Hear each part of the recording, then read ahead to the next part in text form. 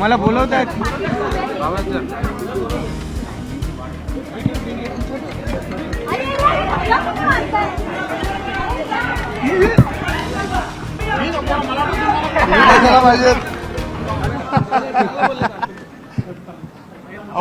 म्हणतात ते चांगलं. कुठला विषय आताच येतो, आता सांगा. आणि म्हणून चोर सोडून संन्यासाला धरायची अशा प्रकारची जर पद्धत असेल, काय समजलं तर त्याला जर जितेंद्र आव्हाड तरी कसं सुटणार, त्यांच्यावर पण कारवाई होणार. पण आव्हाड त्यांच्या कार्यकर्त्यांना अटक ताब्यात घेतलं होतं म्हणून आंदोलन. मी सांगितलं ना की चोर सोडून संन्यासाला पकडणं ही कारवाई आहेच. संपलं का? धन्यवाद. तुम्हाला बोलवत आहेत.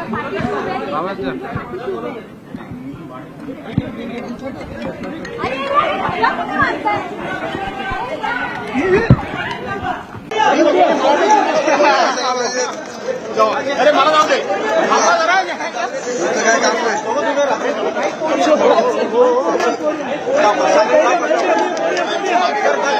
भवनाच्या लॉबीमध्ये एक दुर्दैवी प्रकार घडलेला आहे. मारामारी झालेली आहे दोन्ही कार्यकर्त्यांमध्ये. आपली प्रतिक्रिया काय सर?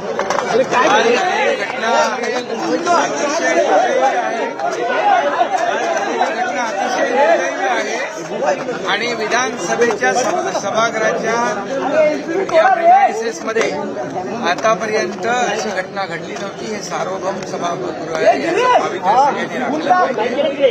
आणि झालेली घटना अतिशय दुर्दैवी आणि अक्षम्य आहे आणि त्या बाबतीमध्ये मुख्यमंत्री महोदयांनी देखील गांभीर्याने घेतलंय, अध्यक्ष महोदयांनी देखील गांभीर्याने घेतलेला आहे आणि नक्की यावर कडक कारवाई करावी अशा प्रकारची सगळ्यांची भावना आहे.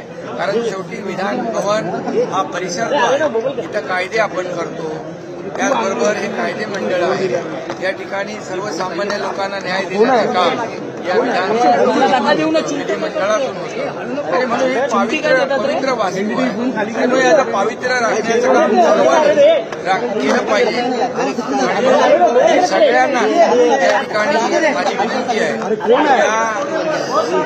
विधिमंडळ सभागृह असेल किंवा हा परिसर असेल, याचं पावित्र्य सगळ्यांनी राखावं आणि या कारवाई करतील.